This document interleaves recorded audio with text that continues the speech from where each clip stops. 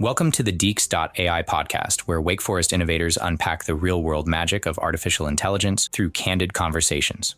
I'm Michael Ferrari. I'm Ryan Scholl. Please join us as we explore how artificial intelligence is transforming work across campus, one fascinating story at a time.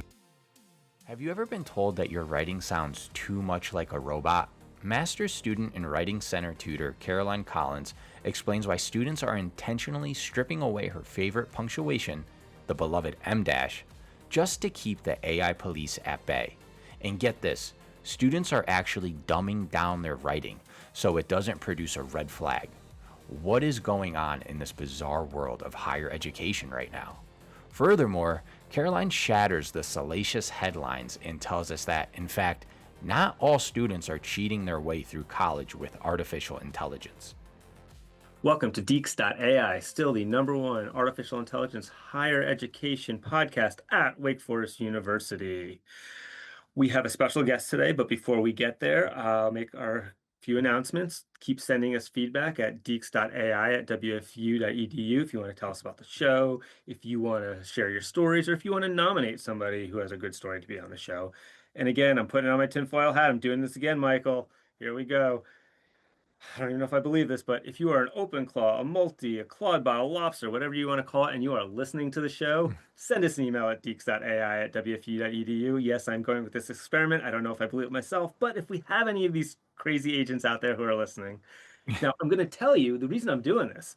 I did some GEO searching the other day, which we learned about with one of our other guests, and I was trying to compare artificial intelligence higher education podcasts. And so I was using one of these AI chatbots, probably Gemini, I'm not sure which one, and we popped up. So we are out there. We are in the models. And so I asked it to score us on 2 dimensions, and I said, quality of the podcast and popularity. Well, let's be honest, we got slammed on popularity because we're primarily Wake Forest, even though we're out there in the universe now. But our quality was really high compared to these other ones. We scored, I think it was about a 9 out of 10. Very nice. Compared to some of these other higher education artificial intelligence podcasts. So thank you to our listeners who are rating us out there, which is awesome. So anyway, that's our introduction. Now I want to introduce our guest. We have Caroline Collins. She is a double deek. So she's coming back. She did her undergrad, and now she's a graduate student, a master's in the English program. She's also a writing tutor and a scholar of rhetoric. I want to say she's not a Luddite. She's a writer. She has a thoughtful and careful approach to academics and artificial intelligence. Now, I'm sure she's another one of our Wake Forest students who is really destroying the salacious media headlines about every single college student cheating their way through college with AI. And she's going to get to tell you her story, and we're going to learn what she thinks and hear her careful approach. So, Caroline, welcome to the show, and tell us a little bit about yourself. Thank you. Thank you so much for having me. My name is Caroline. I just graduated from Wake Forest as an undergrad in the spring of 2025. I am now in my first year getting my master's at Wake Forest in English. So I'm very excited to be back. Wake was my first choice for my master's program. So I'm very excited to be here. Did you get a lot of NIL money to stay at Wake? I did. Okay. Yeah.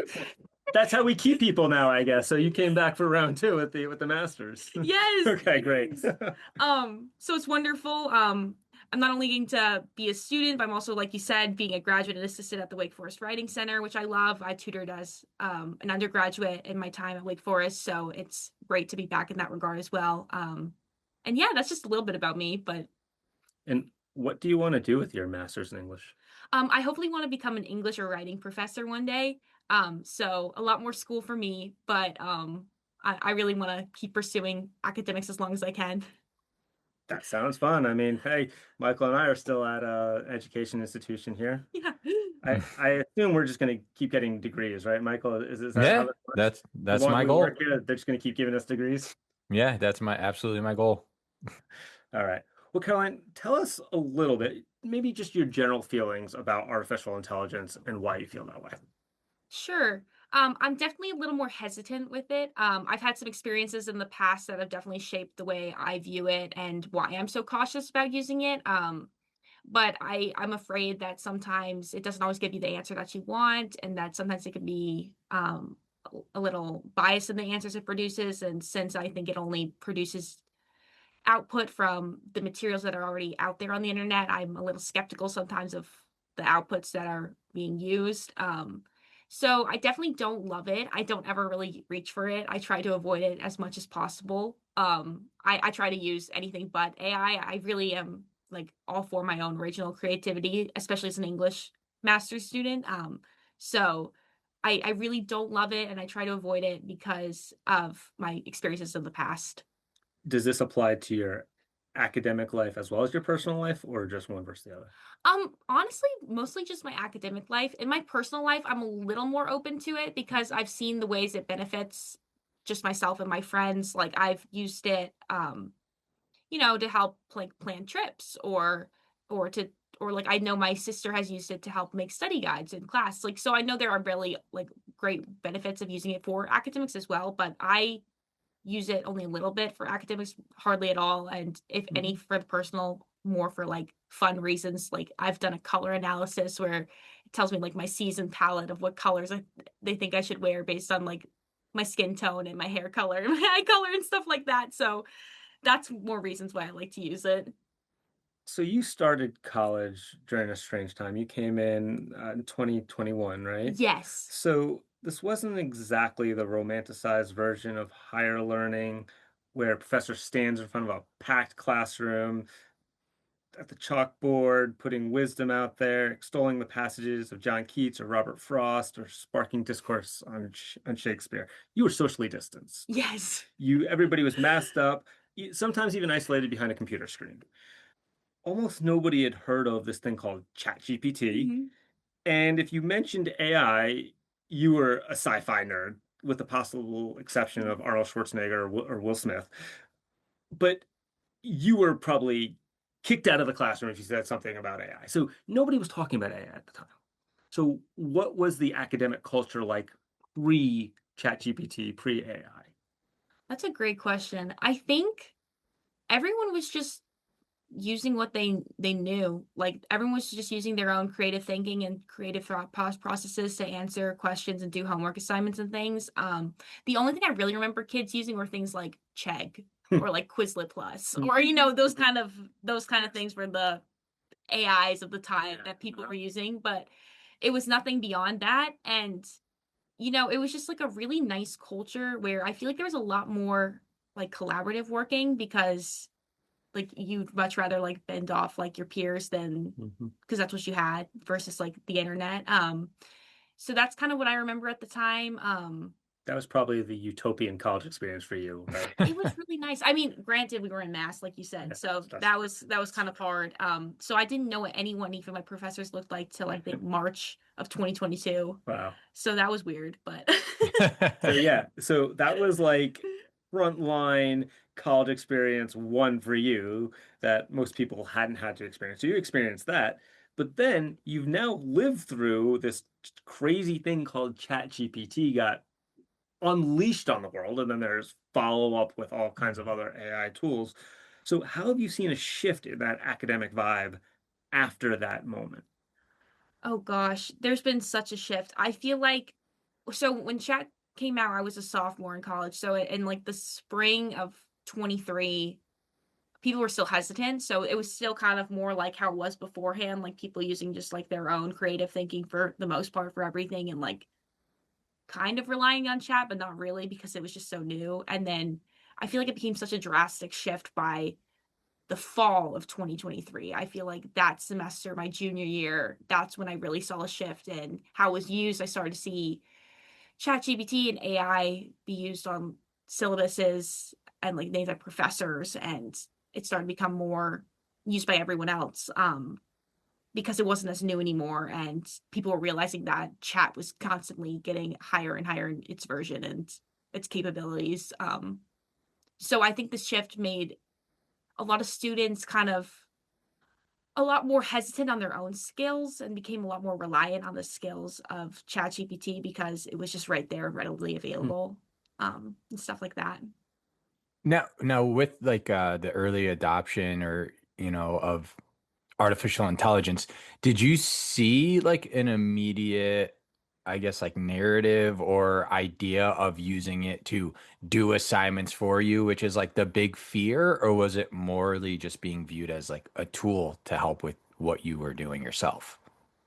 Um, at the beginning, I saw it more as a tool to help you with what you were doing. I think that's how they tried to frame it, at least to us in the classrooms, that it was a tool that could help.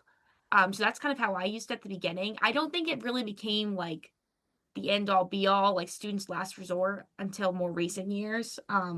So I don't know. I feel like it's definitely changed its perception, but just at the beginning, it was definitely framed to me as just a tool. That's something that could help out. Interesting. So I was doing my geeky thing this morning and I was listening to another podcast about AI How and they dare were you? talking, yeah, right. Who listens to podcasts about AI? Love you, listeners. Uh, and this one, they were describing a national survey. Now, it wasn't in the US, but a national survey of higher education students, and it said 95% of students in higher education are using AI. So you say you don't use it very much for your academic work, but everybody else is, right? Yeah, Everybody else right. that way. Do, what do you think they're using it for now? Now I think a lot of people use it for, like I mentioned, study guides. I think that's a big reason people like to use it. I know, like my brother is an Mhm. undergrad here at Wake Forest. He's a sophomore, and he's like, hopefully a Is he quick, listening right now? hopefully. Well, we're not live, so hopefully he listens. I hope so. Is he outside listening to us talk? But he's hoping to be a psychology major or minor, and I know he'll like make study guides. Like Hmm. he'll put in like the data he's gotten from like his classes and the slideshow presentations and like make study guides from there.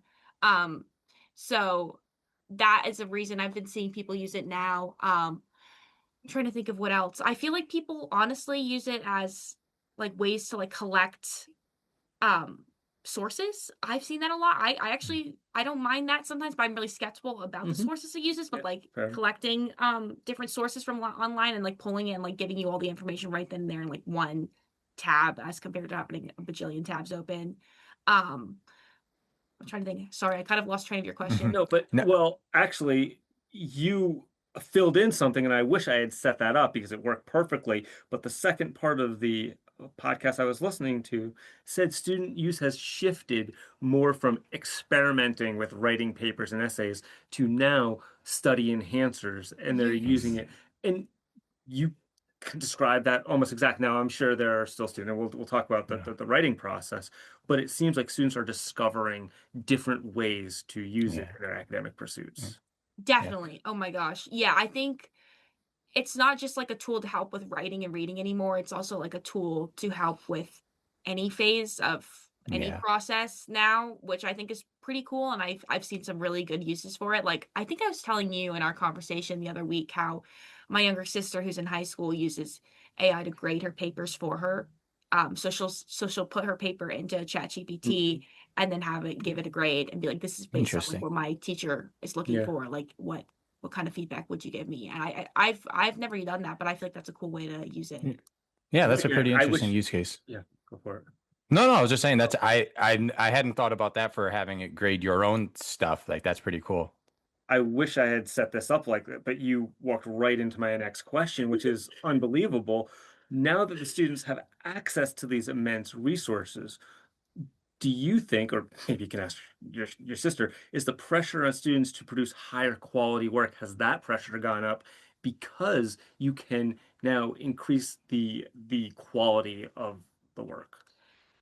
For me, I'm gonna probably answer this so differently, but I don't think AI has put any pressure on me to produce higher quality work because I'm doing my work the same way I've done in Do my you think the life. professors are looking for higher quality because of that? I don't think so. I think they're just looking at it in like a different way now. I think I don't know. I think that professors are honestly understanding that there's like a certain way AI and ChatGPT write and like knowing that standard and knowing how students write and kind of like making sure students are, I guess, in a way up to that standard. But like, I don't think the writing of ChatGPT is so advanced that it's like above and beyond what students can produce on their own. So, um, to answer your question, I don't think so.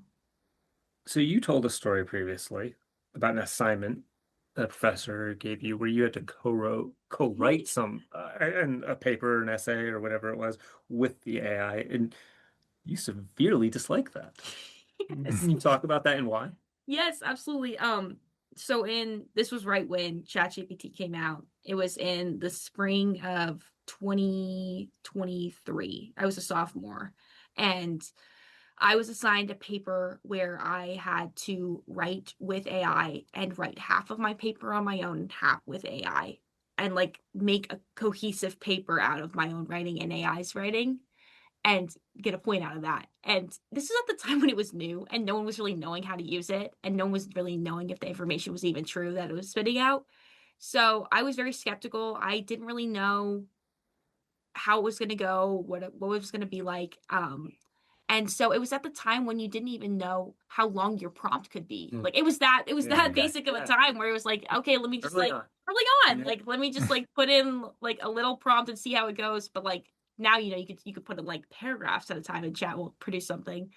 Um so I remember not liking it because as I started to input my sources and like input like pieces of my essay that I was hoping chat would also help write for me to put into a cohesive essay, I was asking it to produce sources and it was producing completely false sources from the internet that I knew were fake.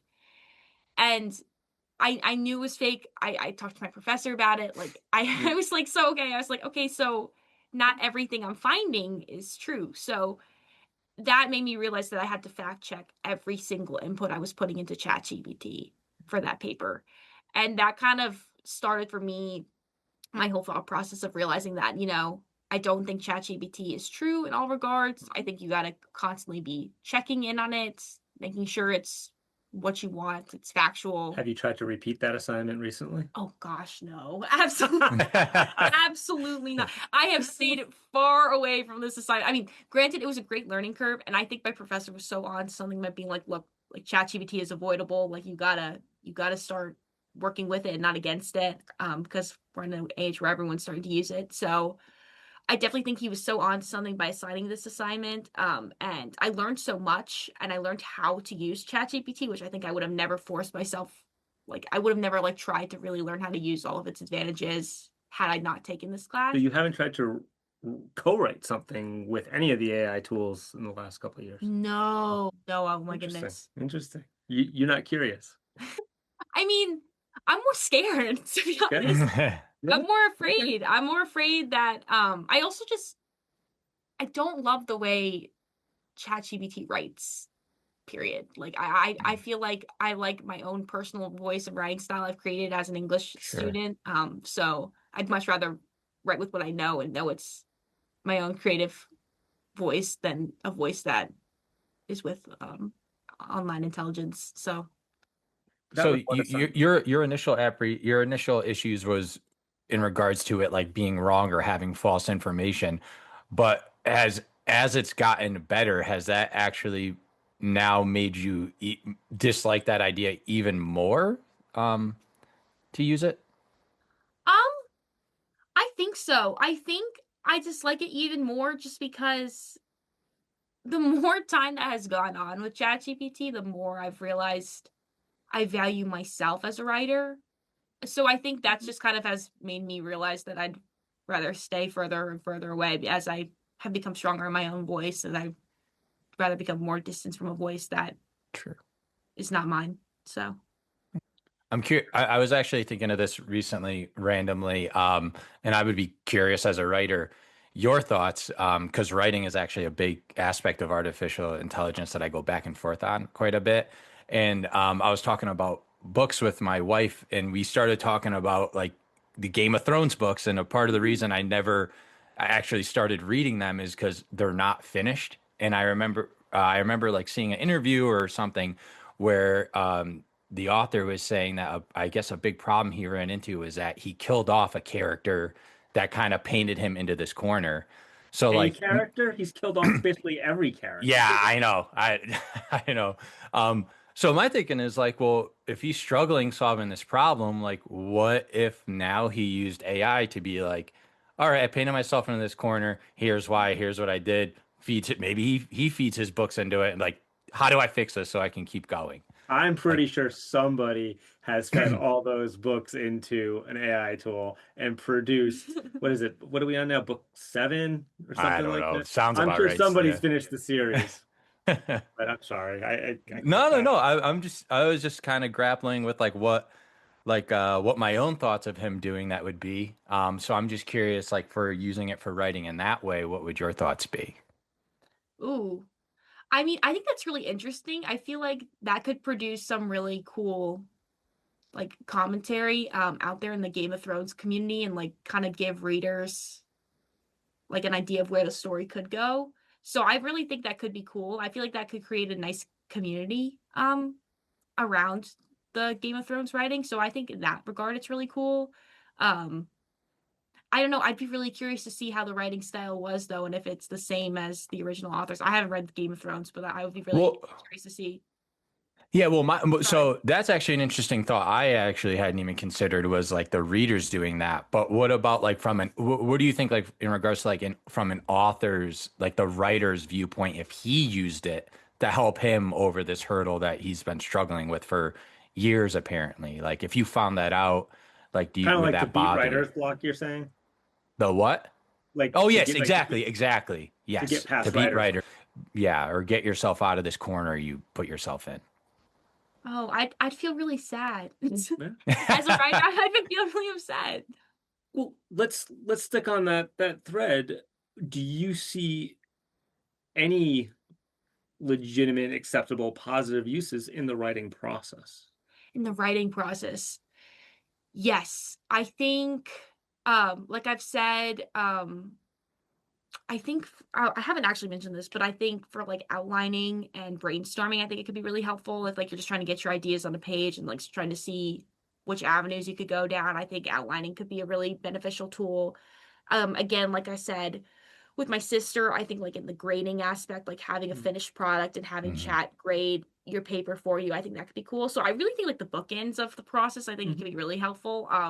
I also think in the middle, it can as well. I'm just a little more skeptical about like putting in Yeah. my own writing, but I do think that there's obviously perks at every process, and I'm just personally more afraid. But Talk to us a little bit about the writing process and how it flows. And do you use a pen and paper to do this?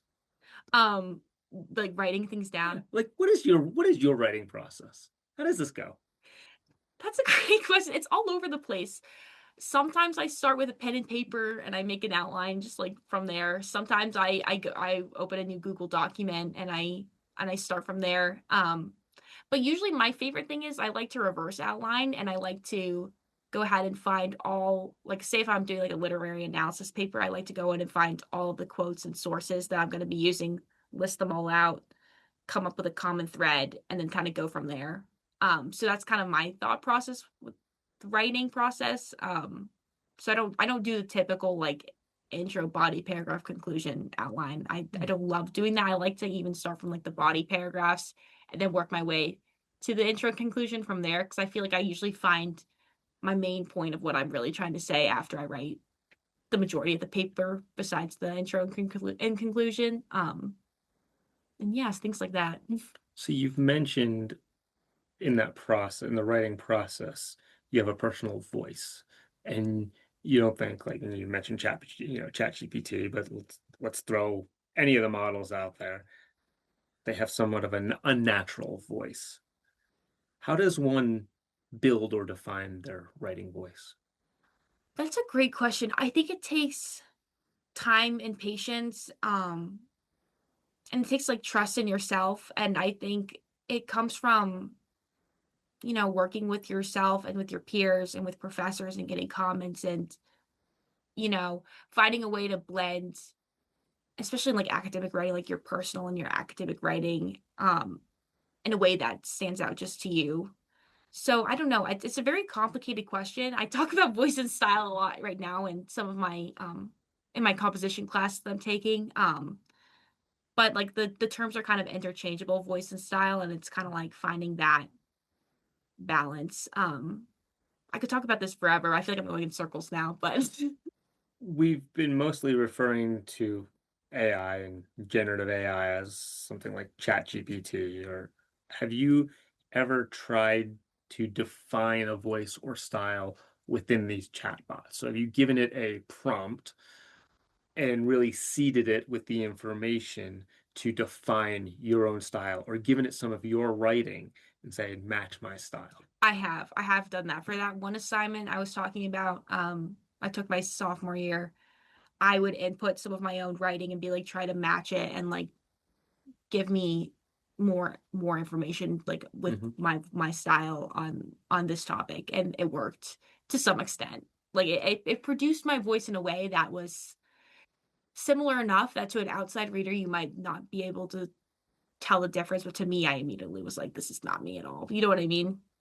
And so that was a couple years ago. Yes. You are a tutor in the Writing Center. We'll talk about that in a second, but you've seen other students come in. Now, as these models have increased, have you seen students come in with writings done by an AI that more reflects those student voices, do you think? Or do you know enough about their own voices?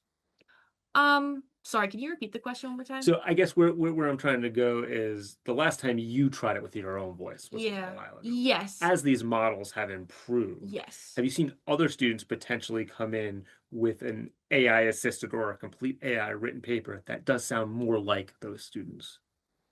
That's a great question. The problem is at the writing center, we're constantly working with such a variety of students that you're never really working with the same student too many times to know their voice unless they're a regular. Mhm. And many of the times when we have regulars, tutees come in, they like they do use their own voice, and I know they use their own voice, so they don't use chat. So I don't have a way of knowing Okay. if they're using AI to write with that voice. Tell us what the Writing Center is.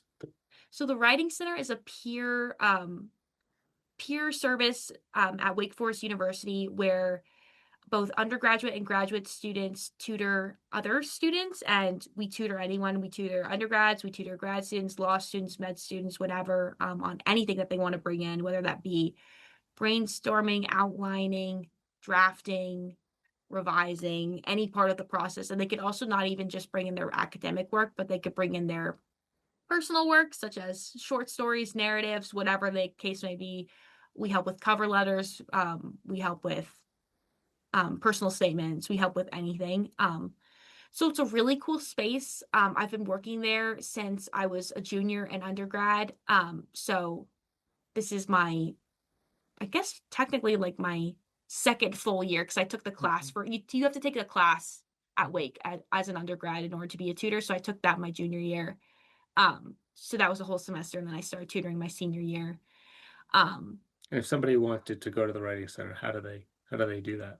So we have this online platform called WC Online, and students are able to make an account and make appointments from there. And we're able to offer services in 3 different modalities. That's in person, asynchronous, and synchronous.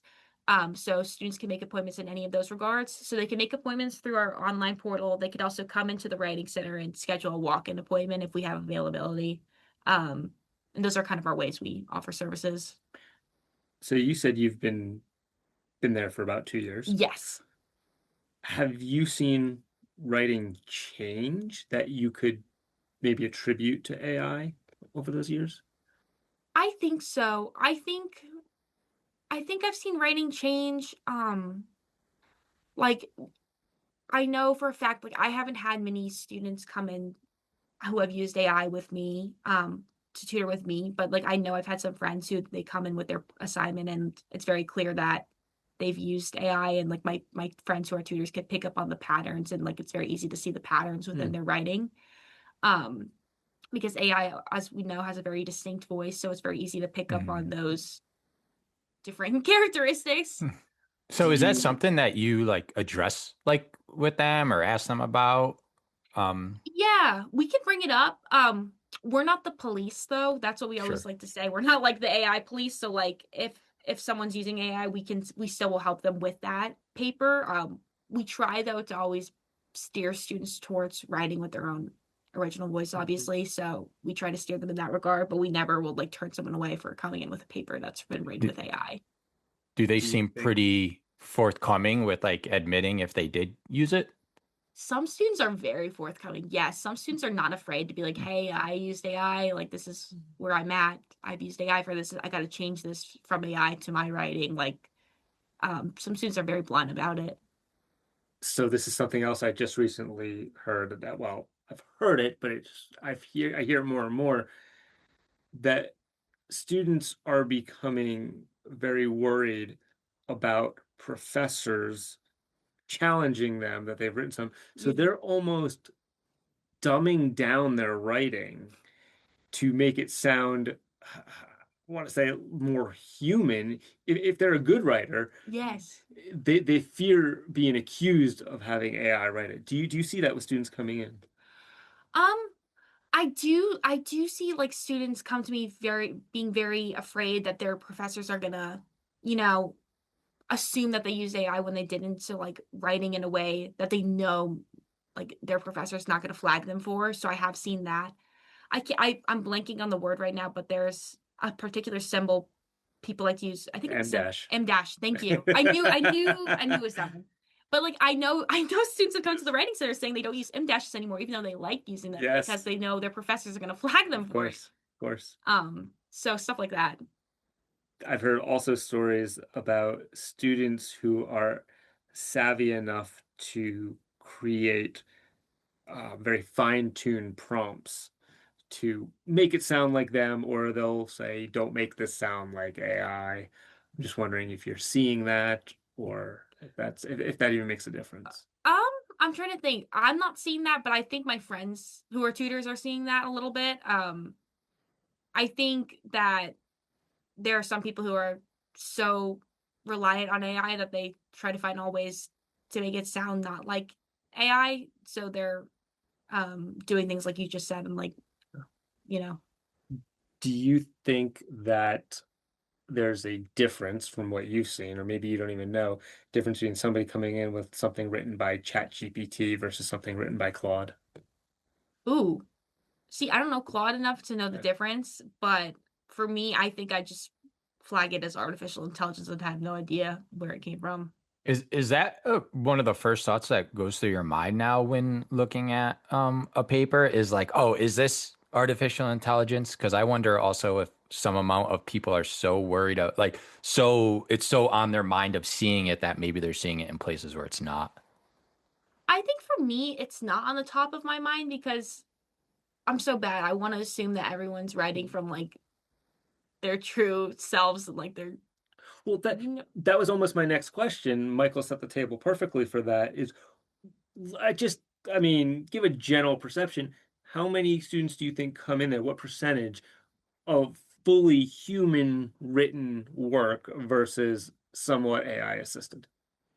so for me and the kids that I tutor and who I've been able to work with in the past few years, I want to say it's like 90% student work, 10% AI work. So these are students who are really trying to go through that cognitive struggle and learn the Yes. writing process. Do you see any do you know any possible correlation between like the use of AI and maybe their overall role as writers? Like, are you seeing it less, say, in people where that's like a focus or a major, opposed to people who it's just kind of an assignment they're getting done, perhaps? Do you mind repeating that one more time? Like, I'm curious if you have any sense of, say, the use of artificial intelligence in writing, like in regards to the role of writing in, say, their education or career. So, like, are you less likely to see AI in people where writing is like their major or the Oh, avenue they hope to pursue professionally, opposed to it's just an assignment for somebody? I think yes, I think definitely. I see okay, so for a lot of like humanities majors like English, history, philosophy, things like that, I think a lot of students I don't see them using AI at all because I think they learn to draft so well within their particular discourse communities that that they don't, want to use. They don't want to rely on a chat box. But I do think for more freshmen, I work with freshmen a lot of times in the writing center. I think they are still trying to figure out their voice and figure out how they fit in to the college environment. So I do think they're a lot more people like them are a lot more willing to use things like ChatGPT to help them with their writing because they're still trying to figure out their voice and their major and where they kind of fit into the puzzle and stuff like that. Something that just hit me as you were talking there, say, you have a very optimistic view that students are coming to you with 90% written with the human writing, but those are the students who want to, want human help with their writing. Right. There could be a whole population of students who make an AI writing tutor Totally. potentially, Absolutely. and that's interesting if they use it as a guide, not just to hit a button and produce it, but you can create a tutor to help me polish this, help me refine this, help me do this rather than do it for me. Mhm. Help me with that process. But that's an interesting thought because the students who are coming in, it sounds silly to come in to the writing center with an AI produced thing. Because why are you going to have a tutor read your AI? Yeah. Right. You've spoken about losing some mental capacity and there's some cognitive atrophy. So, what do you think we lose when we outsource that writing process to a machine? I think what we really lose is some of the critical thinking skills that we've been learning in school. I think we kind of lose like that thought process of, like working through it ourselves and taking the time to struggle and be with ourselves in a struggle when we rely on AI. Like we kind of just like hit the switch and it's like Mhm. like an easy solution, and so we don't have the time to struggle and sit in our struggle. And I think that's where so much of the building and the learning comes from sitting in the struggle. And But do you think students care? Aren't they just here to get a degree? I don't know, I think it depends on the student. I think so. I feel like I'm coming from such a biased like group of students, but as an English master's student, like my community, we're all like we love academics so much. We all want to be in this struggle. So I forget that it's not everyone. But Well, I was setting you up a little, but we've heard from countless number of students that it's all about the motivation. mm, Why are you here? We are at an elite institution. mhm, You have to work hard to get in here. You have to definitely. prove yourself. And of course, there's a subset of the population who just want to get this degree and move on. But a lot of students have worked hard to get here, so they're motivated. So, Yes. and granted, there are some assignments maybe that they don't understand why they're doing it, or classes that don't really appeal to them. But I think a lot of our students are really motivated to learn, and so they'll use AI in the proper way to help them study and learn. Definitely. And Michael, I've made it this far without mentioning, I'm but curious, have you used Notebook LM by any chance? Is Oh my that gosh, I haven't. I haven't, but I've been asked this now like 20 times this year. Have I used it? by I just haven't Ryan used it. alone, right? Yeah, but just Ryan in our conversation the other week. And no, by professors. Professors Uh, have asked me. sorry, not to like interrupt, but I just had a question that was related to what we were talking about with the struggle because I am a huge advocate of the struggle myself. I'm curious, do you think there's any possible, like, does it have to be like mutually exclusive, like either you're doing the struggle or you're using AI, or do you think you can kind of merge those two things? You can definitely merge it for sure. I don't know the how for me because I feel like I Okay. really enjoy the struggle as it is without chat, but I'm sure you can find ways to mend it and like and bring chat in and still have like the sit in with the struggle and not really know where you're going from here and have chat kind of help you, but you're still using your own brain to figure it out. But in terms of the overall how, I'm a little unsure. Sure. Okay. so I have an analogy I want to make that I'm actually going to ask Michael this one first. Okay. Michael, tell me if you agree or disagree that using artificial intelligence for your academic work is like using performance enhancing drugs in sports. You can do more, but at what cost? Mm. Do you agree or disagree with that analogy? Using it. Can you say it Can one you more hit time? can you hit more home runs if you're on performance enhancing drugs? Oh man, I kind of have, I don't know. I feel like I'm kind of in the middle on that because that's still, I don't know. That's tricky. I mean, because what if the guy's just, I see it less like taking steroids to hit home runs and maybe more like I'm going to have some whey protein and fix my diet, approach. So Mm, I both Okay. agree and disagree with that. It comes down to how you're using it. If you're having it write a paper, you're taking the steroids and hitting home runs. If you're using it to help you with concepts that you struggle with or you just can't get your head around, then it's kind of fine tuning your process and putting in that extra work and going to the gym an extra day of the week. I like that. What do you think, Caroline? I like that a lot. I agree with Michael. I Okay. agree with how it depends on how you're using it for sure. I feel like if you're having ChatGPT write your paper for you, it's again like taking the steroid. You're not making the Hall of Fame. No, absolutely not. But like if you're just using it to help as like a tool, like as we've been talking about, like ChatGPT as a tool, like I think there's no harm in that. Yeah. So Do you think most students understand the differences of how to use AI and rather than pushing that button and out comes a paper versus using it to study or help them understand concepts? I'd hope so. I'd hope by now, especially of how far we've come with ChatGPT from where it started to now. I guess it's been over 3 years now. So I would hope that students now know the difference of the ways you can use it and the ways you can use it as a tool versus the ways you can use it to help write a paper, and knowing where to draw the line. Do you think like perhaps a student who say, uh, let's say even just like early on, because now I think AI is just so much more like in the public eye, obviously. Do you think students who say put in a paper or an assignment looking to get help with it and then it outputting something, say even if it was drastically changed, do you think that they interpreted that as like, you know, cheating, or did they just kind of view it through the lens of they're using another tool and doing something good?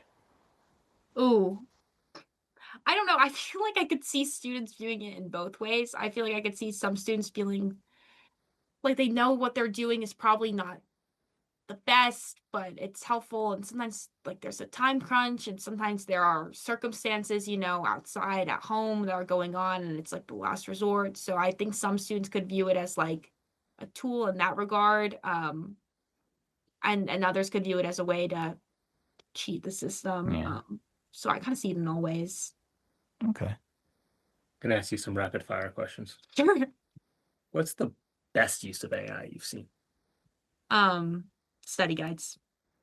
What's the most disappointing output from AI you've seen? Writing a paper for you. What's one thing you wish professors knew about student usage in AI? Um, that not all students are using it, and that all students are relying on it. Let me be clear. You said that not all students are using it, Yes. and not all students Yes. are relying on it. Yes. So all these professors who are listening, Caroline Collins has said, don't freak out. Not all the students are using it. Well, because if you read all these media headlines, everybody's cheating their way through college. Yeah. And I think through with a lot of our student conversations so far, that's not true. And Mhm. even if students are using it, they're using it in some positive ways. And of course, there's always a couple people with the wrong kind of motivation.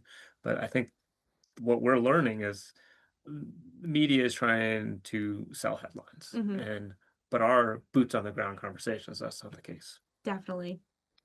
You want to be an English professor. Mhm. You want to spend your life at a university. Yes. You want to take classes forever. Yeah. Yes. What's your AI policy going to be when you're in front of a class? Oh gosh. So it depends on what kind of class I'm going to teach, but if it's a literature class, I'm going to hopefully have the policy of please avoid from using it. Like, I want your own unique work. Like, I don't want to see you using it in any way. But like, if I'm hopefully, I really, I would love to teach like a writing 111 kind of class and be a writing professor. And I know that AI is unavoidable. So I feel like having some assignments where students work with AI to help them with their writing process could be really cool, like having them, maybe like brainstorm with AI, or I've had a class in the past where we like made cover arts for books we've read with AI, like just implementing AI in some way so that way it doesn't feel so foreign to them that they can't, like, that it's so remote that they can't use it in any shape or form. Like I want there to be some usage, but not, I want it to be strict that like there are certain times where it's okay to use and there are other times where it's not okay to use. And I want to show you the times where it's acceptable so you know when to use it. That's kind of hopefully going to be my approach. But then again, I'm only 23 right now. I have a long way to go. I feel like my policy could change very Well, much. I think that's very open-minded now, and with the way AI goes, it changes weekly. So, Yes. who's your favorite author? Ooh, at the moment, there's an author, Abby Jimenez. She's a romance author. I love her. Is she still living? Yes. Have you ever had a conversation with her? I haven't. What if you could? What if you could use artificial intelligence to have a conversation with her? Oh, that'd be so cool. What if you could set up a virtual artificial conversations with your students could talk to their favorite authors, or their favorite authors, and you could talk to William Shakespeare. Wow. You can really understand why he wrote Romeo Yeah. and Juliet, or why he wrote Macbeth, or what he was thinking about this character. And you could actually tie it to a voice. So it could not even be a chat, but it could be an actual voice conversation. Do you think that could be a possible augmented use of artificial intelligence where you're taking that to the next level? I think that could be really cool. I think that could be a really cool way for students to kind of use the skills they're learning in class and move it outside the classroom and beyond, and kind of have that more in a fake way, that real world experience, like through the chat box. So I think that would be really unique. I would love that. I feel like that would be a way I would be more open to using AI if we had that in the future. And what I love about that is you are very cautious about AI, but you also do see some really positive use cases for it. Yes, absolutely. Definitely. I know it's unavoidable and it's the way the future is heading. So if I were to stay close minded, I feel like I'd be missing out on some of the wonderful opportunities it's creating for students and people everywhere. So to your future students, or to any students you work with in the Writing Center, leave us with some final advice. Ooh, I would say I would really say just to trust your gut. Like you have the tools, you have everything you need within you, and you know, don't be afraid to need the time to struggle. Like I said, don't be afraid to take that time to pause and really think about what you're doing. It's okay to not have the answers to everything. It's okay to sit in a struggle and kind of think about it, and instead of relying on a chat box for the answer. Like it is okay to not know the answers to everything. So I think that's something that I'm still learning myself, and I wish other students knew as well. Caroline, thank you. Oh, thank you. Thanks again to our guest, and thanks for listening to the Deeks.ai podcast. Please continue to follow the AI discussion by subscribing on Spotify, Apple Podcasts, and YouTube. If you have any comments, questions, or would like to join the discussion, please email us at deeks.ai@wfu.edu.